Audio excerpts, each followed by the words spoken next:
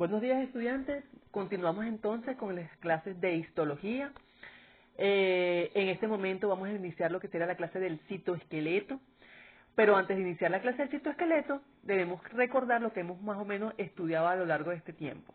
Lo primero estudiamos las membranas, cómo delimitan las células, cómo tienen receptores. Después estudiamos lo que serían los organelos, cómo se encuentran sumergidos en ese citoplasma, la función que lleva cada uno. Y después vimos cómo tenemos el núcleo, cómo ese núcleo mantiene la información genética y la compacta.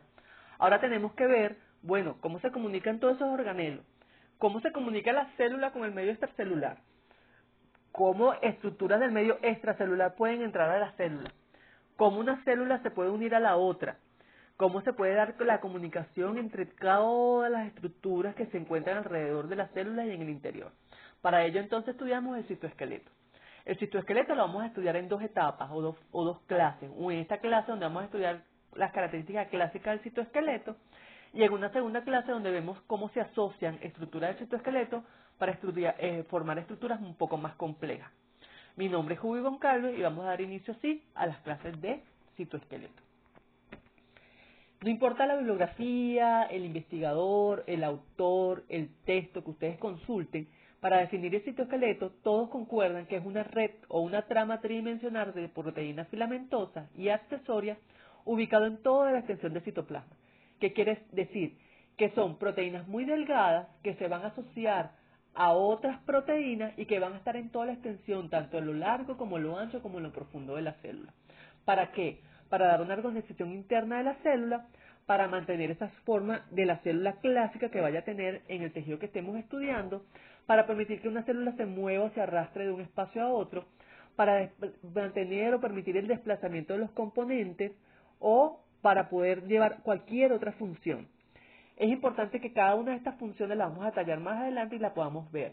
En esta imagen vemos entonces cómo esas estructuras del citoesqueleto por imagen de inmunofluorescencia se distribuye a lo largo de lo que sería la célula, el citoplasma celular, para poder entonces formar lo que es el citoesqueleto. Una de las cosas clásicas y características del citoesqueleto es que es una estructura dinámica. Ella está en constantes modificaciones, a diferencia de quién, de los organelos. Los organelos son estructuras que pueden cambiar parte de sus componentes para reestructurarse o reformarse, pero siempre van a estar allí. Puede ser que aumenten el número en la célula o disminuya su número, pero siempre van a estar presentes. En el caso del citoesqueleto, ellos se van a ensamblar o desensamblar dependiendo de la necesidad de la célula. Por ejemplo, ¿para qué? Para mantener un equilibrio y para mantener una funcionalidad de la célula. Cuando ustedes vean división celular, que es el ejemplo que tenemos aquí por dos imágenes de fluorescencia, vemos como la célula madre va a formar estas dos células hijas que tenemos acá. Esta célula madre, fíjense que empieza a presentarse unas estructuras amarillentas que se van alargando y van aumentando su superficie a lo largo de toda la célula que se va dividiendo. Esas imágenes amarillentas es el componente del citoesqueleto. En una primera fase requiere alineación, entonces allí se va a formar un citoesqueleto en unas características, en una proporción. Y cuando ya lo queremos al final se va dividiendo. Igual cuando se forman los centríolos, fíjense esos punticos azules que son los centríolos, acopla o lleva los cromosomas al uso mitótico, pero después los separa, ¿sí? Entonces fíjense que eso es una de las funciones importantes que va a tener el citoesqueleto. Va a permitir que se dé o aparezcan o desaparezcan, o se ensamble o desensamble, dependiendo de qué, de la necesidad de la célula o de la función que requiera la célula. Históricamente, el citoesqueleto lo han clasificado en tres tipos, que son, dependiendo de su tamaño, ¿sí?, los llamados microtúbulos, los que son de un tamaño muy pequeñito, llamados microfilamentos, y unos componentes del citoesqueleto que se encuentran en forma intermedia entre los microtúbulos y filamentos de actina, que son los filamentos intermedios. Esta clasificación se ha dado principalmente por observaciones de microscopía electrónica, y aquí lo que tenemos son imágenes de inmunofluorescencia. Esto quiere decir que esta clasificación, para poder obtenerla, se tuvieron que hacer estudios especiales.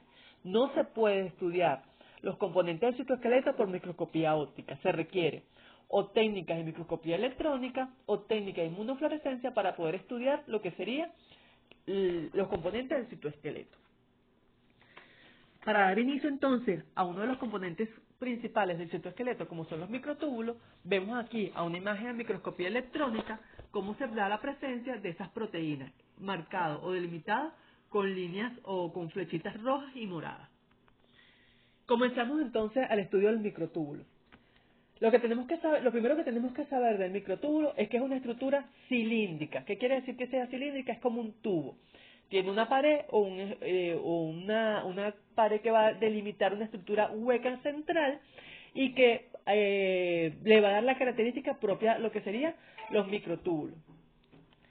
Esta estructura cilíndrica tiene un diámetro, que es una de las características histológicas, la pregunta número 1 del examen, tiene un diámetro externo de aproximadamente 25 nanómetros, ¿ok?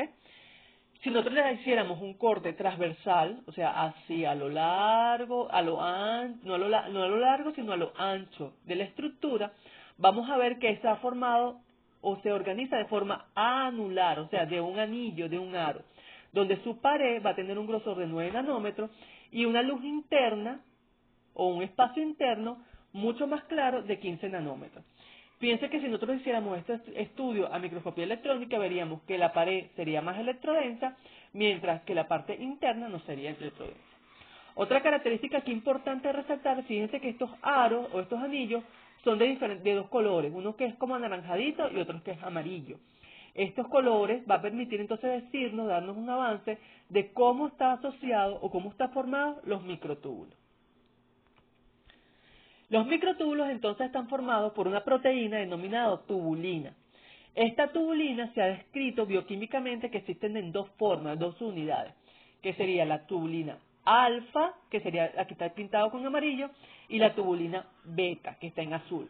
Fíjense que estos aros o estos anillos de proteína o sus unidades alfa y beta se asocian un aro alfa, un aro beta, un aro alfa, a todo lo que sería como si fuésemos apilando estos aros.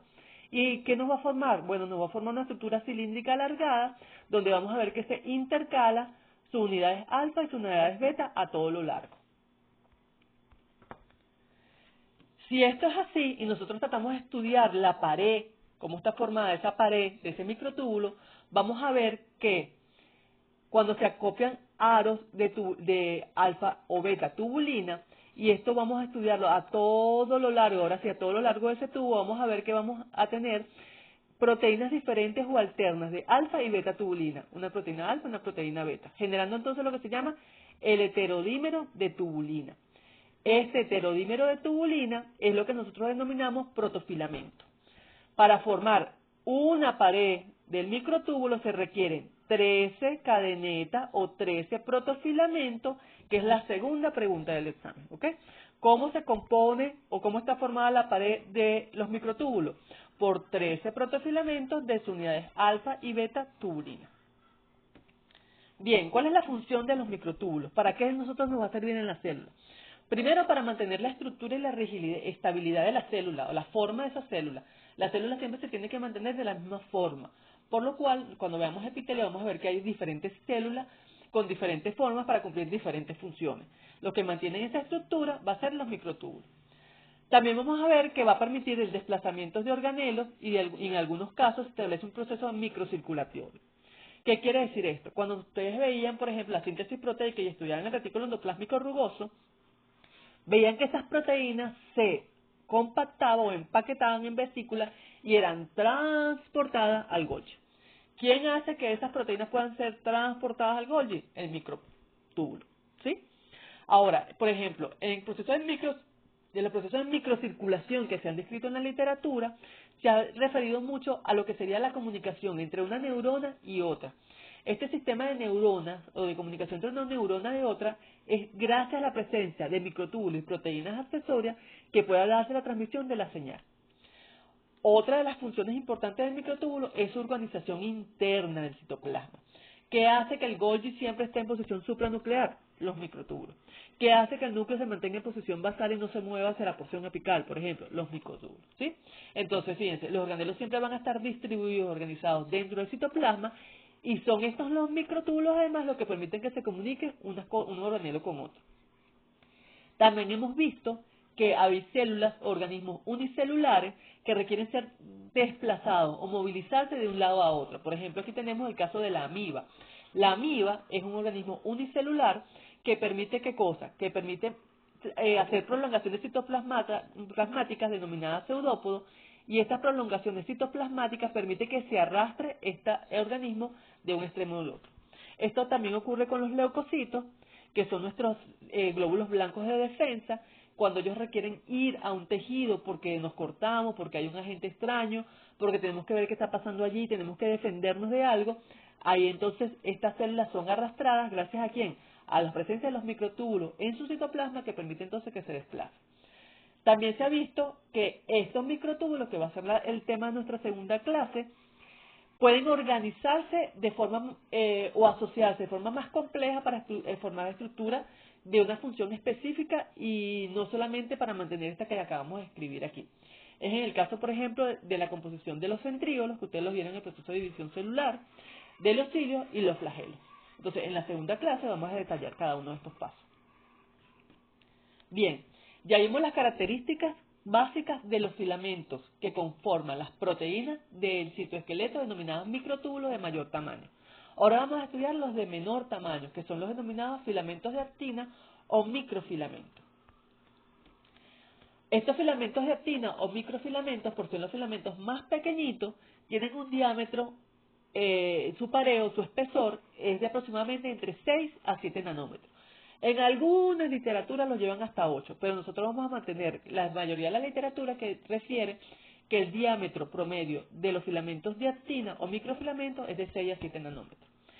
Anteriormente, como eran los más pequeñitos, entonces se decían que eran microfilamentos. Aun cuando esta denominación está empezando a quedar en desuso, todavía hay muchas literaturas que lo toman en consideración. Sobre todo para diferenciar cuando se estudia el tejido muscular, que vamos a ver que los filamentos de actina aquí son vitales, entonces en el tejido muscular no lo llamamos microfilamentos, sino filamentos de actina, por ejemplo. Y cuando estudiamos las características clásicas del citoesqueleto, muchos autores lo definen como microfilamentos. Pero son palabras sinónimas, se pueden utilizar indistintamente. A diferencia de los microtúbulos, los filamentos de actina están formados por otro tipo de proteína, no es la tubulina. En este caso está formada por la proteína actina G, que es una proteína globular. Fíjense que son unos globitos o unas pelotitas que están aquí en la imagen, a su mano izquierda, y estos monómeros, o sea, cada uno es una proteína denominada actina G, se va a unir por un extremo positivo de gran polimerización o despolimerización para formar unas cadenas. Dos de estas cadenas se van a enrollar, ¿sí?, o se van a disponer en forma de una doble hélice hasta alcanzar un tamaño o una longitud promedio de 37 nanómetros, formando entonces lo que sería el microfilamento o filamento de actina. Esta disposición espacial del microfilamento o filamento de actina es lo que se denomina actina F. Por ahí viene su nombre, filamento de actina. F en inglés, ¿ok? Entonces vamos a ver que estos filamentos van a tener una importancia destacada en algunas características vitales para la célula. Esta característica primero es que tenemos que aclarar que esta proteína o este filamento componente del citoesqueleto, el filamento de actina, va a ser la proteína de mayor abundancia dentro del citosol. Lo que quiere decir que si aumenta la concentración de filamentos de actina en el citosol de la célula, vamos a tener un citosol más viscoso. Si disminuye la cantidad de esta proteína, vamos a tener un citosol más acuoso, más aguado, más líquido, ¿sí? Entonces, los filamentos de actina permiten dar o determinan cómo es la viscosidad de este citosol. Además, se ha visto que los filamentos de actina se asocian a lo que es la membrana y participan en los procesos de locomoción, que es lo que yo les estaba hablando a ustedes de movimiento, los procesos de fagocitosis. ¿Qué quiere decir la fagocitosis? Es introducir una estructura que está fuera de la célula al interior. Por ejemplo, necesitamos carbohidratos para comer esa célula, y ese carbohidrato lo tenemos en la comida y viene de la parte externa, entonces él hace una toma de esa parte de ese carbohidrato y lo introduce por fagocitosis. ¿Estamos claros? Esto se ve para los alimentos y para otros procesos fisiológicos importantes. Se ha vinculado mucho con las uniones celulares para mantener anclada una célula de otra, y se ha visto también que después puede llegar a especializarse, pero cuando vean tejido epitelial van a tocar mucho los filamentos de actina. También se ha visto en los procesos fisiológicos de la exocitosis, por ejemplo, una vez que esa célula ya salió del aparato de Golgi, empaquetada perfecta con su estructura cuaternaria ya funcional, necesitamos sacarla de la célula. ¿Cómo lo hace? Bueno, gracias a quién? A los filamentos de actina. Cuando llega a la membrana celular, permite entonces que esas proteínas se acoplen allí a lo que sería la membrana y puedan liberar el producto de proteína formada. Se ha visto vinculado a los receptores tipo 1, tipo 2 en las membranas para mantener, y también se ha dado gran importancia para mantener la polaridad de las células. Las células, cuando ustedes vean epitelio, van a ver una porción que es la parte superior de la célula, por decirlo así, que es la porción apical, y la parte basal. La disposición de los filamentos de actina en estas características permite entonces dar esa polaridad, que haya un polo superior y un polo inferior, o sea, un contrario a ella, ¿ok? Se asocian también, se han visto muchas asociaciones de los filamentos de actina o microfilamentos con los microtúbulos para llevar funciones de esa locomoción, de esa polarización, y se han visto que muchas de las proteínas de anclaje para formar los epitelios y mantener esa estructura o esa polaridad es por la asociación de estos filamentos de actina a proteínas importantes como son lanquinas, glicoforinas, entre otras, para mantener esa estructura de la membrana celular. ¿Okay? Entonces, estos son, como decir, algunas de las funciones vitales de los filamentos de actina o microfilamentos. Igualmente, como detallamos en el caso de microtúbulos, los filamentos de actina no pueden ser demostrados por microscopía óptica. Tienen que haber técnicas especiales como son la de fluorescencia, con la imagen que tenemos aquí a la mano izquierda, donde se ve en verde toda la disposición de esos filamentos de actina, y a microscopía electrónica cómo se ancla con estructuras apicales de la célula para poder llevar esta función. ¿Estamos claros? Entonces, los filamentos de actina, igual que los microtúbulos, no pueden ser demostrados por técnicas clásicas de coloración. Tienen que ser demostradas por técnicas especiales, bien sea de inmunofluorescencia o microscopía electrónica. ¿Estamos claros? Entonces, muy importante que detallemos esos puntos. Una vez que ya estudiamos los filamentos o proteicos que conforman el citoesqueleto de mayor tamaño, que son los microtúbulos, y los de menor tamaño, que son los filamentos de actina, vamos a ver los intermedios. Entonces, estos filamentos intermedios no es un único tipo de proteína, sino que son proteínas de diferente estructura bioquímica, pero que a lo lejos, o cuando se ve a simple vista, se parecen todas, ¿ok? Entonces, cuando se dieron cuenta de eso y empezaron a estudiar, se vieron que eran proteínas de diferente tipo. Y como empezaron a estudiar que eran de diferentes tipos, que todos más o menos se parecían, pero lo que cambiaba era su composición, sí se dieron cuenta que su tamaño se mantenía entre 8 a 11 micras de diámetro aproximadamente. Y se ven que esta está vinculada principalmente a mantener una fuerza mecánica para que la célula no se destruya y lo que se fije con ese filamento se mantenga allí y mantenga esa estructura perfecta y pueda aguantar toda la presión mecánica que se requiere. Por eso, se ha descrito que los filamentos intermedios aportan gran resistencia mecánica y está acoplada a todos los complejos de unión o anclaje de la célula. Cuando vean epitelio lo van a detallar. Los filamentos intermedios son las principales proteínas que se involucran en estos procesos o en estos mecanismos de unión entre una célula y otra, y entre una célula y otro tejido, ¿ok?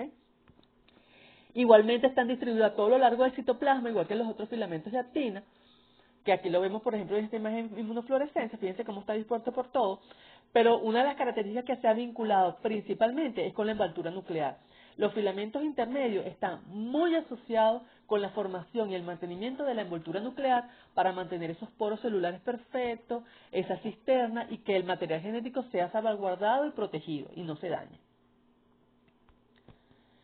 Como les dije que no era una única proteína, se ha visto que los filamentos intermedios están formados por 5 familias de proteínas. Estas familias se resumió en este cuadro, pero en cualquier literatura van a poder ver estas familias cómo se subclasifican, y vamos a tener entonces que las proteínas que forman los filamentos intermedios pueden ser las llamadas queratina, bimentina, la desmina, proteína ácida filiar glial, neurofilamentos y la laminina. Entonces, fíjense, en algunas literaturas la proteína ácida filiar glial y los neurofilamentos lo meten en una misma subfamilia, ¿sí? Y por eso la escriben 5 familias importantes. Pero estas son las principales proteínas que conforman los filamentos intermedios.